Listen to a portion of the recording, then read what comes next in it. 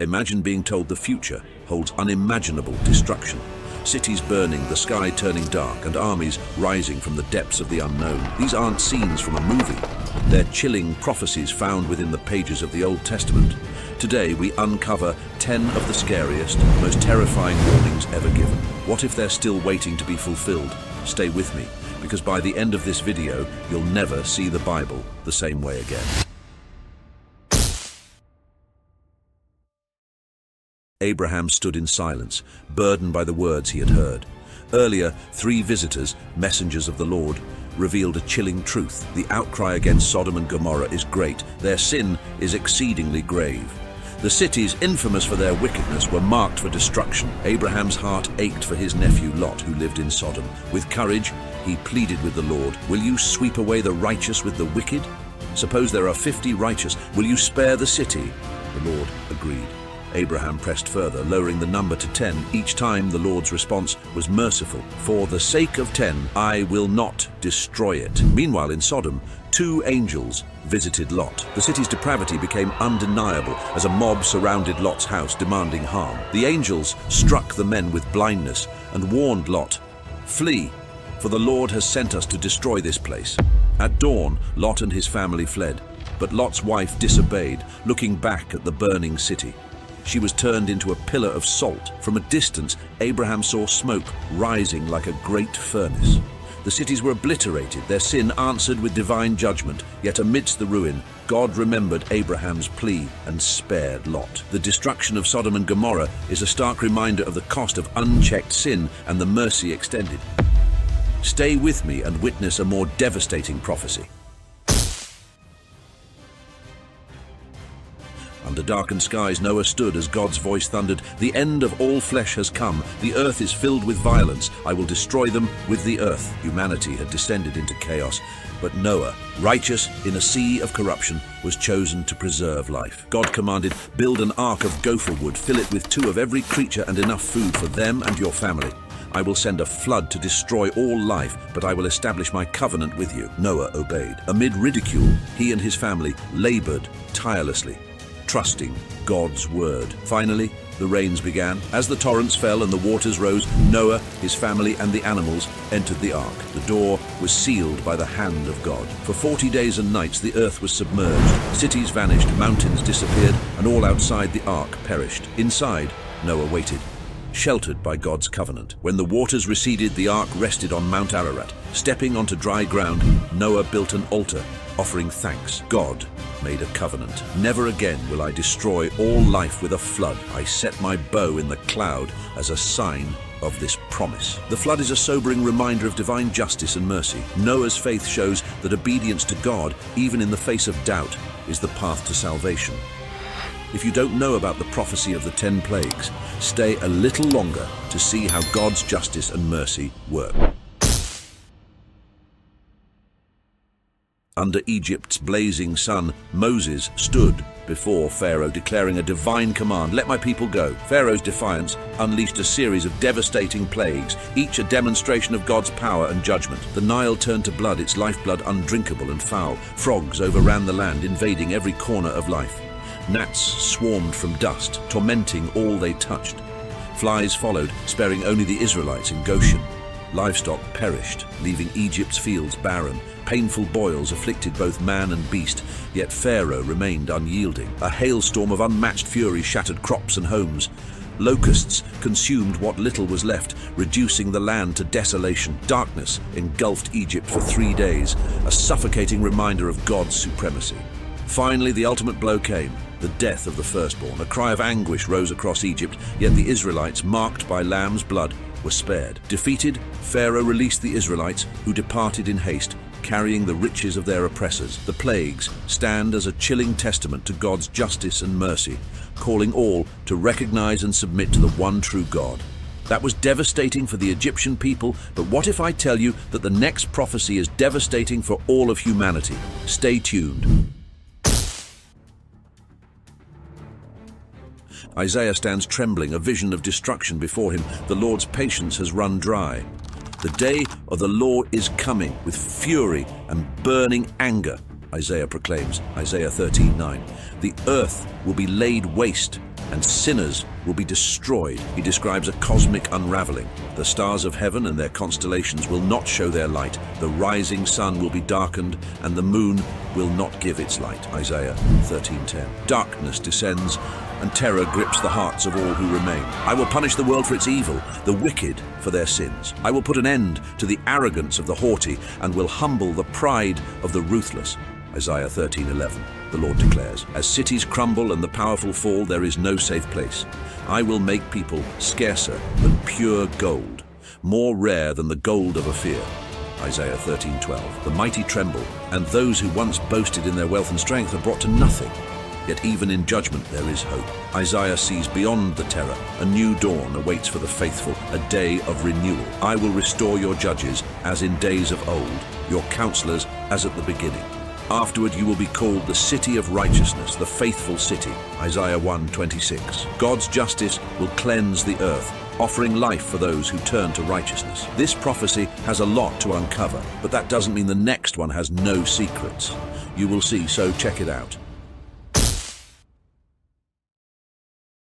In the exile of Babylon, Ezekiel, a captive among the Israelites, received a vision that would change everything.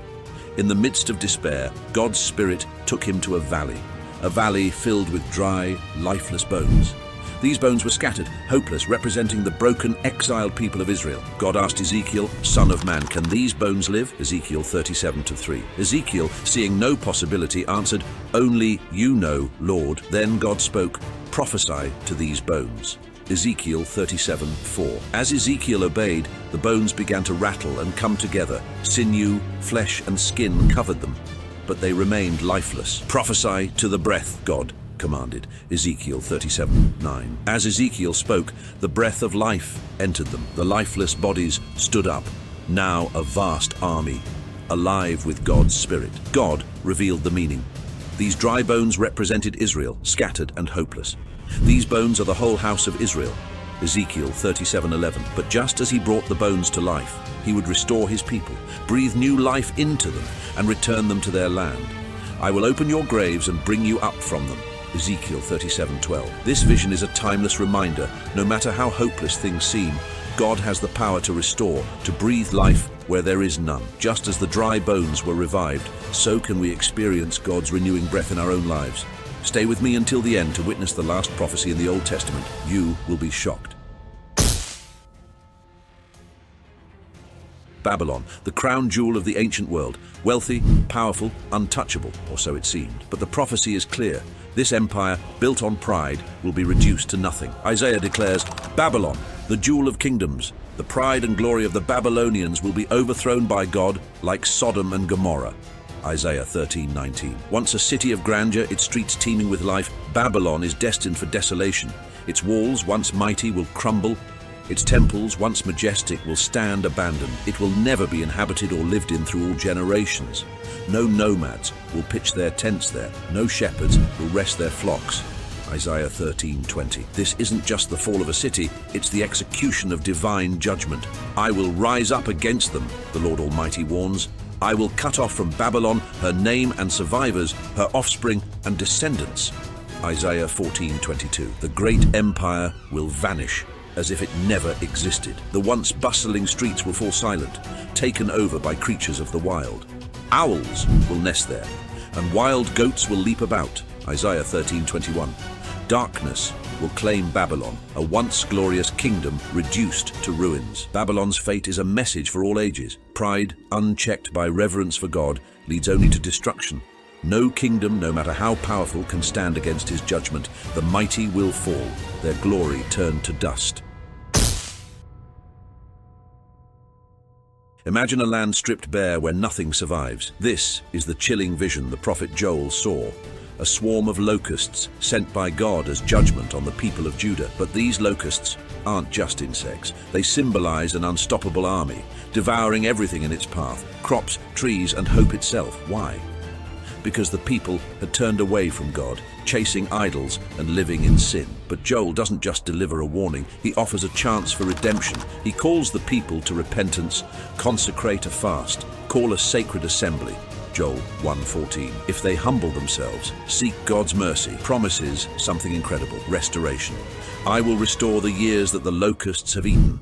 Joel 2:25. This ancient prophecy is not just a relic of the past, it's a call to us today. Have we allowed sin to eat away at our lives? The locusts may come, but God's mercy is always ready to restore what's been lost if we turn back to Him.